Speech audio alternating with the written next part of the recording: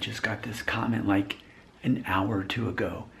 We are going to approach this basically in real time. So I made a video a while back, about a year ago. It was called, Do Most Vegans Have Type A Blood? The Blood Type Diet. So this is a pretty popular video I've got actually on this channel. Gingerbox is a person who watched this video today. Actually it says 2 hours ago, so 2 hours ago. And here is the comment that they left. And imagine the timing.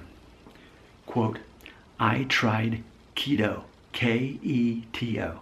I tried keto and have searched for many years for the perfect lifestyle. I am AB positive and have recently started the blood type diet for AB. I was vegan for an intermittent period of time and it was easy. However, difficult to know if you're getting all of your required nutrients. The plan I am eating now is essentially vegan plus fish, no dairy, with all of the other avoids adhered to from the AB plan. Would you ever consider an experiment of eating fish for 30 days to see if you feel better or worse or no change? It would be very interesting to know. Thank you for the video, end quote. And thank you for the comment is my immediate response to that, because I couldn't have planned this. Today makes 30 days that I've been experimenting with fish. And I definitely can give you a proper update and input on this. By the way, in case you're not familiar, until 30 days ago, I was a vegan for 5.5 years, strict vegan. No dairy, no eggs, no meat. 5.5 years solid, strict. And before that, basically 7 years vegetarian and 10 years kosher, which I still am. Actually, Thanksgiving of this year makes 10 years no pork or shellfish.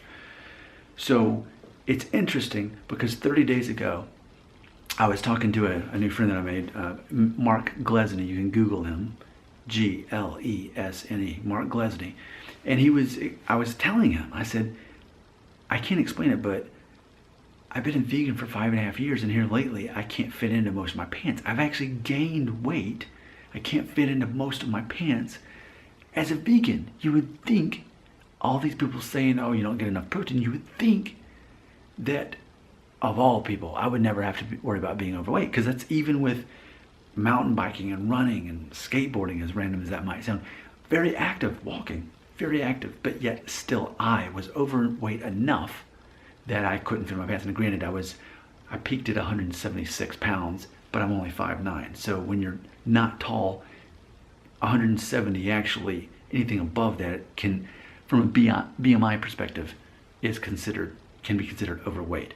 What Mark was saying, he said, ultimately though, muscle weighs more than fat, so don't so much look at the BMI, look at how your clothes fit. I said, well, that's the problem. When I became a vegan, I went from 33 waist down to 31. And now I have pants in my closet I can't even wear because I've been size 31 waist for all these years, and now that's changed. Now I'm basically back to 33, and before I ever changed my diet, I peaked at 178. So now I'm 2 pounds shy of that now until 30 days ago. So Mark explained, he said, well, the real problem is you're not getting enough complete proteins. Yes, because I said, well, yeah, I was getting proteins as a vegan. I was eating vegetables and fruits, beans and grains and nuts and seeds. I was getting enough protein and my meals were based off protein. He said, yes, but it wasn't complete protein. It's not the actual kind of protein that your body needs for the proper nutrients ultimately for what you need. What was happening was your body was transferring what you were eating into fat, ultimately because it wasn't getting the right kind of protein that it needed. Basically, your body was preparing itself for some kind of famine or something. So it's holding on to this extra weight so that you can survive when you truly don't have enough protein from what you're even getting. So after that conversation, that's all it took ultimately for me to be open-minded enough to experiment. And that's exactly what I did. The first thing I did, I tried tuna. And I loved it. I went to Whole Foods, and for like $4 you could get, it was like 6 ounces of it, like Mediterranean style with olives and stuff. And a couple days before work, I would go in and get that. And I'd like eat it for breakfast, as random as that sounds. You know, on my way to work, go to Whole Foods, eat this tuna, and immediately I felt no remorse. Physically, I felt great. Psychologically, I felt great. Yes, I feel good about tuna, and I always love tuna. Mark my word, mark what I just said. I always love tuna. I always love tuna. Okay, we're going to come back to that. Because we'll come back to that. So, felt fine. Digestion, no problem at all. And then I thought, after a couple of days of this, let's do eggs. I told my wife, because we hadn't had eggs in our refrigerator for years. And so I said, you know what? If you make if you make eggs for breakfast this Saturday, I'll have some. No cheese, but I'll eat just some eggs, salt and pepper, onions, and I'll eat those. So I ate them and loved it. No remorse, physically and psychologically, felt great after eating these eggs for, after 5.5 years. Felt great about the eggs. So I thought, you know what? I'm happy. I really don't even want to eat meat, like as far as real meat. So I'm happy. I'm good. So no digestion, no mental anguish. The weight down to 170 and haven't been above 170 in the last month. So being vegan, I peaked at 176. But see, the whole reason I became a vegan is because I had dyshidrotic eczema all over my hands. And I had lots of sinus issues. I was just congested all the time. When I became a vegan, those problems went away after years of suffering and years of suffering. So that was my motivation to never go back. But I always knew in the back of my mind, it can't be all animal products that are causing these problems. I bet there's certain things I could actually have, but at this rate, it's just easier just to do without it because I figured something out. But when the weight started coming back that I lost from being a vegan, it shows you how vain I am. That the reason I was being a vegan was so that when my health problems would go away, and because I could fit in size 31 pants. That's important to me. For me, when it comes to aging, I accept it. I'm 37 and a half. I'm pushing 40. That's cool. Let me go bald. That's cool. I don't mind going bald. I don't mind getting wrinkles. But I do mind gaining weight to where I can't fit in my clothes anymore. That's a problem for me. That goes against my identity. Call it vanity. I'm okay with that. But ultimately, when you're healthy and the right size, it also tends to prevent health problems. So we can say it's just vanity, but ultimately, there's some intelligence in there as well.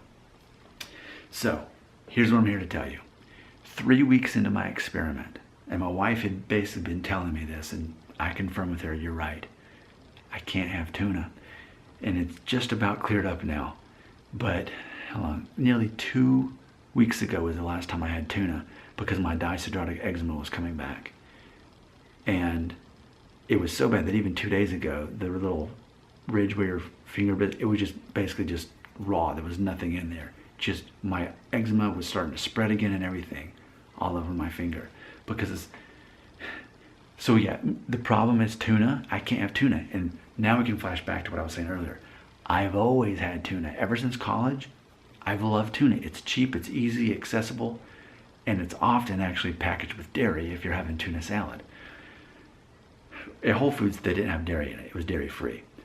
But what I learned, and this goes back to why I became kosher a decade ago, going back to what the Bible says about basically not eating the bottom feeder animals in the food chain, because I realized this 10 years ago is when my wife and I got married and we went to New England. All I ate was shrimp and scallops. And I came back, my skin problem got really worse. Also the first time I ever wore jewelry, and it was a ring made out of tungsten, which has nickel in it. So I learned, and ultimately it's taken me 10 years to run the rest of the story. Not only was it the nickel, because also flaxseed does the same thing. I guess there's nickel in flaxseed. It breaks my skin out. So I can't have flax, I can't have shellfish, and I can't have tuna, because between those we're looking at mercury. There's mercury in tuna, and my body can't process it. So this whole time I thought, I just need to become a vegan and not eat meat anymore, all this. Ultimately, I think in theory, the real problem was the tuna, because that was the fish that I ate the most. So in the last 2 weeks, I have not eaten, well, what day is it? Yeah, and almost tomorrow, yeah, a couple hours away. So we're basically looking at 2 whole weeks, no tuna. And it tore my finger up for like a solid week and a half, and this is the best it's looked or felt. Like I don't even feel, nothing feels bad about it anymore. I can't have tuna because of the mercury. I can't have shellfish because of, I guess, the mercury and any other thing from that being a bottom feeder.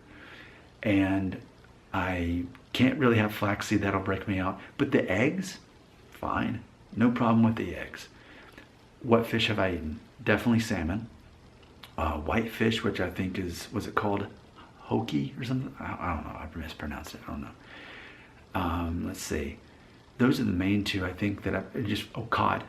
They do nothing to me. They're fine.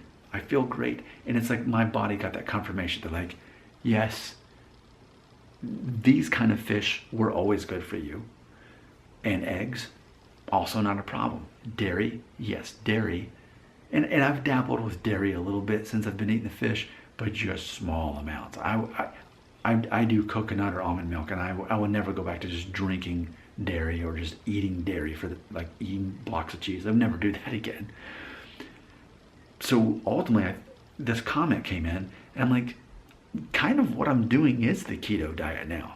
It's like, if you're a vegan that eats fish and eggs, in a way, because I'm definitely not eating pork, you know, it's not kosher. And red meat, I haven't had red meat, but ultimately I think, and part of the reason I made that first video is that people with the type A blood, part of the theory is that our digestion, we can't handle, we can't process meat. We don't have enough digestive juices or something in our stomach to process it, to truly get the nutrients from it. So people like me are better off eating more of a vegan diet, but eating the right kinds of fish and eggs. And if you're gonna do anything beyond that, you be very careful about it. Like, I'm not opposed to eating chicken or turkey, but I'm not excited to. That doesn't, but fish, I always love fish. I'm big into seafood, and I always was until I became a vegan, but ultimately the problem was tuna. And this channel, by the way, largely focuses on DNA test, ethnicity, you know, ethnic backgrounds. And I think it's not simply a coincidence that someone who does have Jewish DNA and Spanish DNA would be a person whose diet reflects more of that Middle Eastern and Mediterranean diet. You know, for the Middle Eastern and Jewish part, staying away from the pork and those bottom feeder animals, staying away from that, not eating that. And for the Mediterranean, lots of fish. But I just don't think that as an American, I can have an American diet and be healthy. Also, I've started working out from a website called darebee.com, DAREBEE.com, like practical workouts you can do in your office or in your living room without having to fully depend on a set of weights.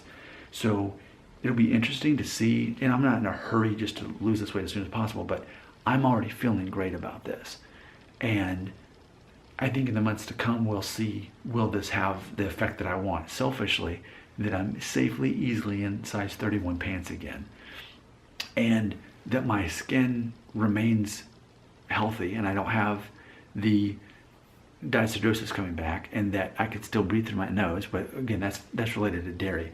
And again, I've experimented some and it hasn't done anything to my nasal passage. So I know I can handle some, but I can never just have it on a daily basis. And I don't really want it, because when I think of dairy, I think a lot of things I don't like, the imagery alone, but I don't like the concept of the sugar and the fat involved in it. So for me, it's all about reducing things to the healthiest form. It's either going to be healthy and good for my body or it's not. So certain kinds of fish, but not bottom feeders. I would not shark and not, you know, squid and not tuna, as I mentioned. And meat, I'm not eager to try red meat again or turkey or chicken. I'm not saying I won't have it, but I'm just not excited. Fish makes me excited. Eggs, good. So I'm basically building on top of my vegan lifestyle and knowledge of all these years. I just have no regrets. This is an experiment though, and this is day 30. So this is what I learned. Thank you so much for watching my video. If you have more ideas that you want me to talk more about this, I love talking about it. Leave me a comment right here.